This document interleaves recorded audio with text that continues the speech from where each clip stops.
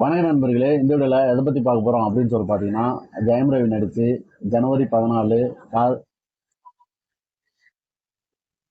வணக்க நண்பர்களே, இந்த வீடியோல எதை பத்தி பார்க்க போறோம் அப்படின்னு சொல்லி பார்த்தீங்கன்னா, ஜெயம் ரவி நடிச்சு ஜனவரி 14 பொங்கலை முன்னிட்டு ரிலீஸ் ஆகிருக்கிற படம் தான் காதலிக்க நேரமில்லை. இந்த படத்தினுடைய ரிவ்யூ தான் இந்த வீடியோல நம்ம பார்க்க போறோம். காதலிக்க நேரமில்லை இந்த படத்துல ஜெயம் ரவி, நித்யா மேனன், லட்சுமி ராமகிருஷ்ணன், மனோ, ஜான் கோகேன், யோகி பாபு, வினய்ன்னு சொல்லி நிறைய நட்சத்திரங்கள் நடிச்சிருக்காங்க. லால் அவரும் வந்து ஒரு முக்கிய கதாபாத்திரத்துல நடிச்சிருக்கிறாரு. இந்த படத்தை கிருத்திகா உதயநிதி டைரக்ஷன் பண்ணியிருக்கிறாங்க. ரெட் ஜெயின் மூவிஸ் நிறுவனம் இந்த படத்தை தயாரிச்சிருக்காங்க. ரகுமான் இந்த படத்துக்கு இசையமைச்சிருக்கிறாரு. இந்த படம் பொங்கலுக்கு ரிலீஸ் ஆகி போயிட்டு இருக்குது. இந்த படத்தினுடைய ஒன்லைன் என்ன அப்படின்னு சொல்லிட்டு பார்த்தீங்கன்னா, பெங்களூர்ல செட்டில் ஆயிருக்கிறவர் தான் ஜெயம் ரவி. அவர் வந்து அங்கே ஒரு பொண்ணை லவ் பண்றாரு. அதே போல அவர் வந்து ஆர்கிடெக்டா இருக்காரு, அதாவது பில்டிங் கட்டுற ஒரு இன்ஜினியரா இருக்காரு. ஆனால் ஒரு கம்பெனில வேலை செஞ்சுட்டு இருக்காரு. தனியா கம்பெனி ஆரம்பிக்கணும் அப்படின்றது அவருடைய எய்ம். அதே போல குழந்தை பெற்றுக்கணும் அப்படின்ற ஒரு ஆசை அவருக்கு வந்து இல்ல. அதே போல அவர் லவ் பண்றாருல அந்த பொண்ணுக்கு வந்து குழந்தை பெற்றுக்கணும் அப்படின்ற ஆசை. ஸோ 2 பேருக்குள்ள அந்த ஒரு விஷயம் வந்து போயிட்டே இருக்குது. அதே போல நித்யா மேனன் அவங்க வந்து ஒருத்தரை லவ் பண்றாங்க. அவங்க வந்து அவங்களும் வந்து ஆர்கிடெக்ட் தான். ஸோ அவங்களும் ஒரு பில்டிங் கட்டுற இன்ஜினியர். அவங்க ஒரு கம்பெனில ஒர்க் பண்ணிட்டு இருக்காங்க. நல்லாவே அவங்க வந்து முன்னேறிட்டு இருக்காங்க. அவங்க வந்து ஒருத்தர் லவ் பண்றாங்கல்ல. ஸோ 2 பேருக்கு ரிஜிஸ்டர் மேரேஜ் ஆகுது. அப்போ வந்து பார்த்தீங்கன்னா, இவங்க வந்து ஆசையா அவன பார்க்க போறாங்க. அவங்க லவர. அவன் பார்த்தீங்கன்னா வேற ஒரு பெண்ணோட இருக்கிறான். இத பார்த்துட்டு அதிர்ச்சி அடைகிற நித்யா மேனன், அவர வந்து வேணான்னு சொல்லி முடிவெடுக்கிறாங்க. அதே போல ஜெயம் ரவிக்கும் அந்த பொண்ணுக்கும் நிச்சயதார்த்தம் நடக்கும். ஸோ நிச்சயதார்த்தத்துக்கு அந்த பொண்ணே வராது. அந்த பொண்ணு ஓடிடும் அப்படின்ற மாரி இருக்கும். அதே போல அந்த பொண்ணு வராததால இவரு ஏமாந்து போயிடுவாரு. ஸோ அதனால அந்த வெறுப்புல இவரு இருப்பாரு. அதுக்கப்புறம் என்ன நடந்தது? நித்யா மேனன் அந்த ஜோடி ஒன்று சேர்ந்தாங்களா? அதுக்கப்புறம் ஜெயம் ரவி அந்த ஜோடி ஒன்று சேர்ந்தாங்களா? அப்படின்றது தான் அந்த படத்துடைய மொத்த கதை. இந்த படம் வந்து டோட்டலா ஒரே ஒரு வார்த்தையில சொல்லணும்னா என்ன சொல்லணும்னு சொல்லிட்டு பார்த்தீங்கன்னா, இந்த படம் வந்து ஒரு கலாச்சாரம், பழக்க வழக்கம் அப்படின்னு சொல்லுவாங்கல்ல. ஸோ அதற்கு எதிரான ஒரு படம். மூட நம்பிக்கைகளுக்கு எதிரான ஒரு படமா இந்த படத்தை கிருத்திகா உதயநிதி எடுத்திருக்கிறாங்க. அவங்க வந்து யாரு? அவங்க வந்து டிஎம்கே. ஸோ அதனால வந்து திராவிட கருத்துக்களை அவங்க வந்து ஆழ விதைச்சிருக்கிறாங்க அப்படின்னு சொல்லிட்டு நான் சொல்லுவேன். ஜெயம் ரவி ஸோ அவருக்கு வந்து தோல்விக்கு மேல தோல்வி, அதுக்கப்புறம் மனைவியுடன் விவாகரத்துன்னு சொல்லி நிறைய பிரச்சனைகள். ஸோ அதை தாண்டி இந்த படத்துல நடிச்சிருக்கிறாரு. இந்த படத்துல இருந்து அவருடைய முகவரையே மாத்திருக்கிறாரு, பெயரையே மாத்திருக்கிறாரு. ஜெயம் ரவி அப்படின்னு சொல்லிட்டு வந்து அவருடைய பேர் இப்போ வந்து ரவி மோகன், அதாவது அவங்க அப்பா பேரை சேர்த்து வச்சிருக்கிறாரு.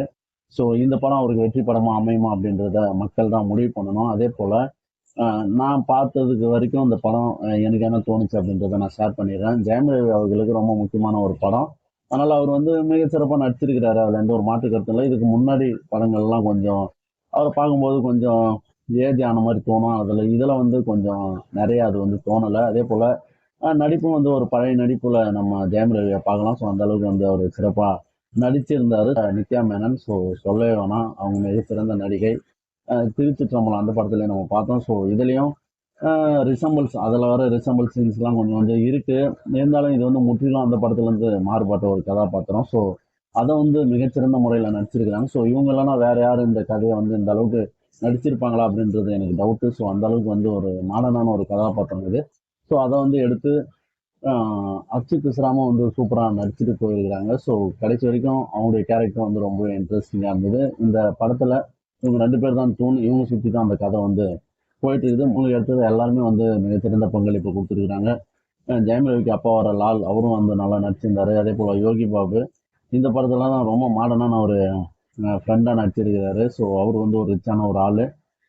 ரிச்சான ஃப்ரெண்டும் கூட இருக்கிறதால அவர் வந்து ரிச்சா காட்டப்பட்டிருக்கிறார். ஸோ அதை வந்து அவர் முடிஞ்ச அளவுக்கு ஜஸ்டிஃபை பண்ணியிருக்கிறாரு. அதே போல இதற்கு அடுத்ததான் வினய் அவர் வந்து சூப்பரா நடிச்சிருக்கிறாரு. அவருமே அவருக்கு என்ன கேரக்டர் கொடுக்கப்பட்டதோ அதை வந்து சிறப்பா அவர் வந்து பண்ணியிருக்கிறாரு. லட்சுமி ராமகிருஷ்ணன், மனோ இவங்க 2 பேரும் வந்து நித்யா மேனனுடைய அப்பா அம்மாவா நடிச்சிருக்கிறாங்க. ஸோ மனோலாம் வந்து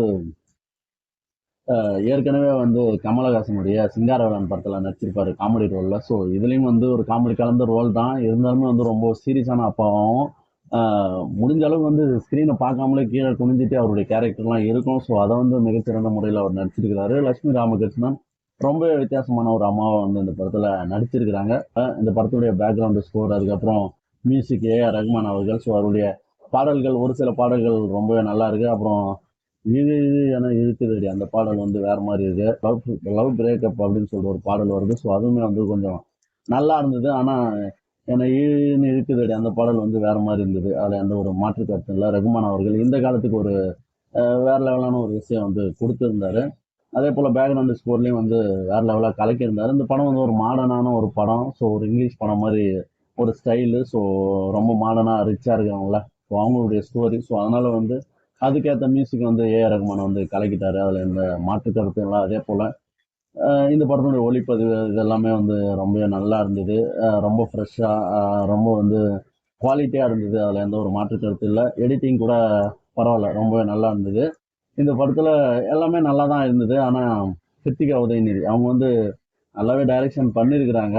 ஆனா இந்த படத்தினுடைய திரைக்கதை இருக்குல்ல, ஸோ அதில் வந்து சுவாரஸ்யம் கம்மியாயிடுச்சு. ஸோ அதனால தான் இந்த படம் வந்து மிகப்பெரிய அளவில் போக வேண்டிய ஒரு படம் வந்து அப்படி சாதாரணமாகவே போயிடுச்சு. ஏன்னு சொல்லிட்டு பார்த்தீங்கன்னா இப்போ ஃபர்ஸ்ட் ஹாஃப் எல்லாமே கேரக்டர் இப்போ காட்டுறாங்க, நம்மளுக்கு பிடிக்குது. ஆனால் அது வந்து ஒரு அழுத்தமாக நம்மளுக்கு இல்லாத போகுது. அதே போல தான் இப்போ வந்து அந்த எமோஷன்லாம் வருது இல்லை, அது வந்து ரொம்பவே கனெக்ட் ஆகாமல் அப்படி மேலோட்டமாக போகிற மாதிரி எனக்கு ஒரு ஃபீல் ஆகுது. இடைவெளிக்கு முன்னாடியும் சரி, இடைவெளிக்கு பின்னாடியும் சரி, ஒரு மாதிரி அது வந்து ரொம்ப அழுத்தமா இல்லாததால, போறதால இந்த படம் ஒரு மேலோட்டமான படமா போய் முடிஞ்சிருக்கு. நல்ல கான்செப்ட், நல்ல கண்டென்ட் தான். அதை வந்து ரொம்ப அழுத்தமா வந்து சொல்லியிருந்தா அந்த படம் வந்து நின்னு பேசியிருக்கும் அப்படின்றது என்னுடைய ஒரு கருத்தா நான் சொல்றேன்.